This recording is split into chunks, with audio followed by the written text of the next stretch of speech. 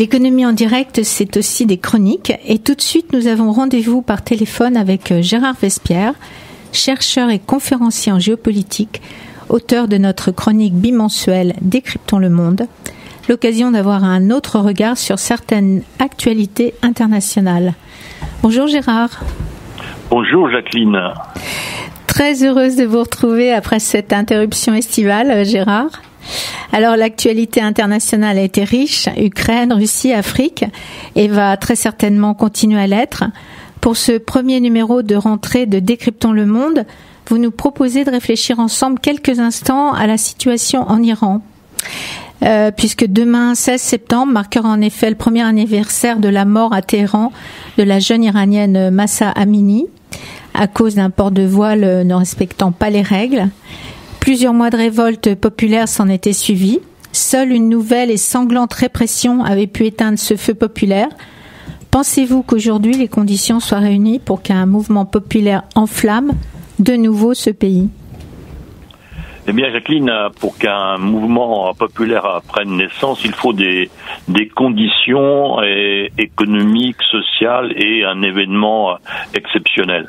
Donc, cette situation, effectivement, en 2022 était 2022 était économiquement très difficile en Iran. Vous aviez un déclin de la croissance tout à fait marqué et aussi une inflation très élevée à plus de 40%. Et cela, ce n'était pas lié aux sanctions américaines, mais c'est une tendance économique continue, dégradante et en décroissance du système.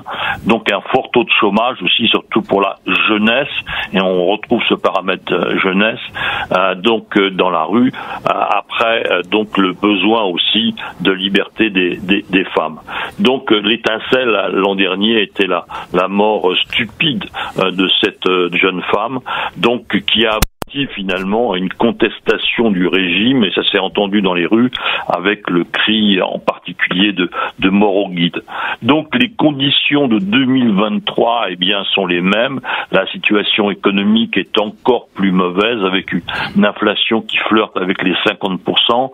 Il n'y a pas eu de grand changement ou aucun changement de la part du gouvernement dans le domaine économique, et donc la demande de liberté est toujours aussi forte.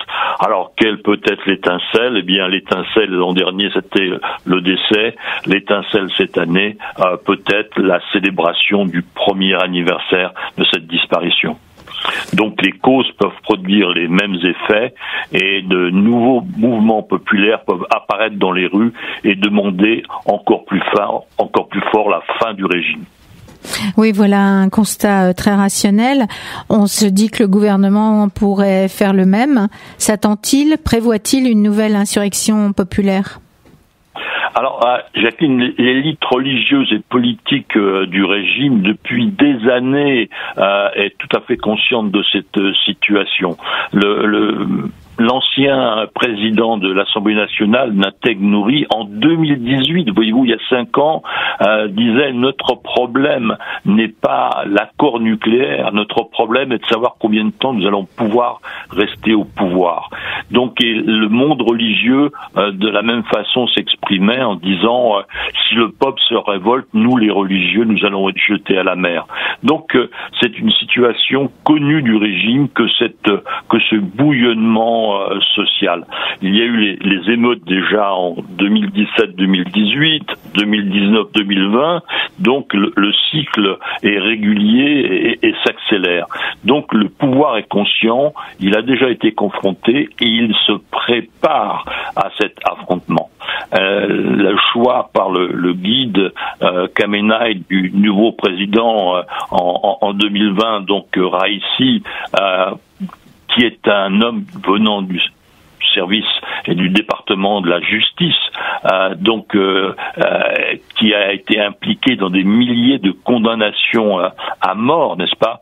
En 1988, il était responsable du tribunal de la mort dans une prison à Téhéran. Donc le pouvoir s'est vraiment organisé pour avoir autour de lui des irréductibles.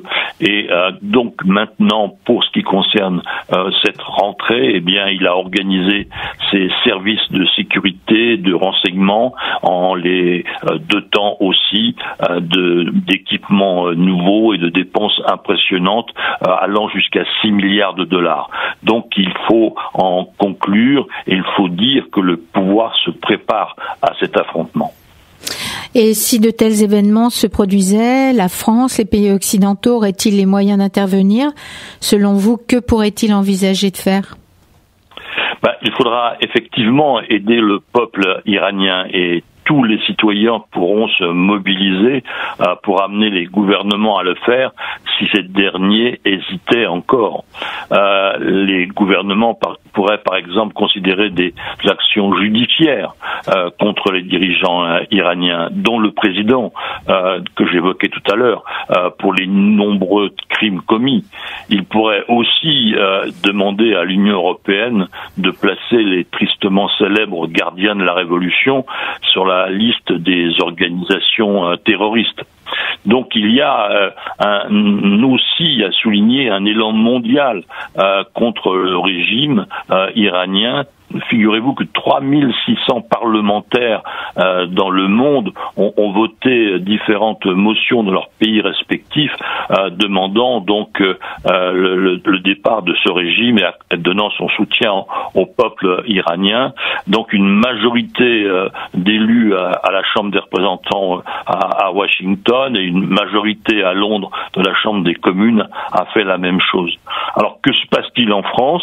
Eh bien, au début de l'été, cette année, 296 députés français et 105 sénateurs ont signé un document préparé par le Comité parlementaire pour un Iran démocratique, le CPID. Et cette déclaration appelle à soutenir le peuple iranien dans sa quête de changement et à des mesures fortes et décisives contre le régime actuel. Je cite. Donc le monde politique français se mobilise aussi.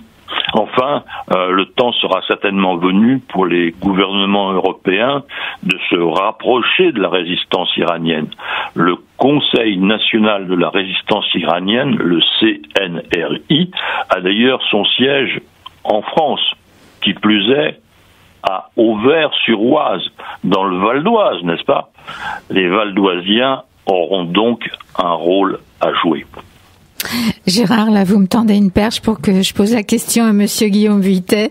Souhaitez-vous réagir, Monsieur Vuittet? Oui, je vais réagir d'abord pour dire que, évidemment, nous sommes derrière le peuple iranien et que on a tout à craindre d'une crispation supplémentaire d'un régime qui est aux abois.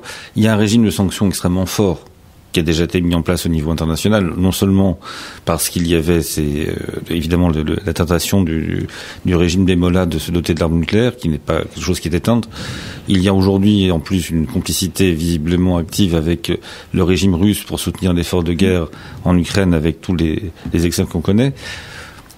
Il faudra à un moment donné que la société iranienne trouve en effet un débouché pour pouvoir se libérer. Moi, je ne vais pas choisir entre les différentes mouvances de la résistance iranienne, d'une part parce que je pense pas en avoir les compétences. J'ai d'autres collègues qui sont beaucoup plus affûtés que moi là-dessus.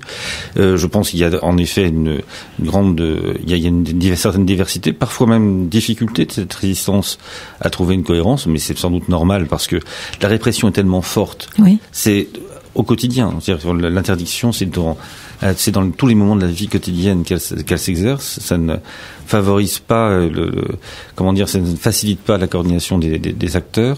Mais je pense que oui, bien sûr, il faut être derrière le peuple iranien et mener le régime de pression sur le régime aussi loin que possible.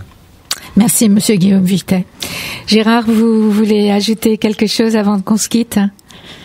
Écoutez, non, je pense qu'effectivement, le moment est tout à fait important pour la société iranienne et donc il faut, comme vient de le dire notre ami Guillaume Guiltet, que le peuple français aussi soit peut-être à un moment présent dans la rue pour soutenir les manifestations dans la rue à Téhéran. Merci Gérard pour votre esprit de synthèse qui vous caractérise. Avant de nous quitter, je rappelle à nos auditrices et auditeurs qu'ils peuvent lire tous vos articles et voir toutes vos interviews télévisées sur votre site www.lemondedécrypté.com, un site gratuit. Il faut juste s'abonner. Je vous dis à la prochaine fois. Merci Jacqueline. Merci, bonne matinée avec vos invités. Au revoir.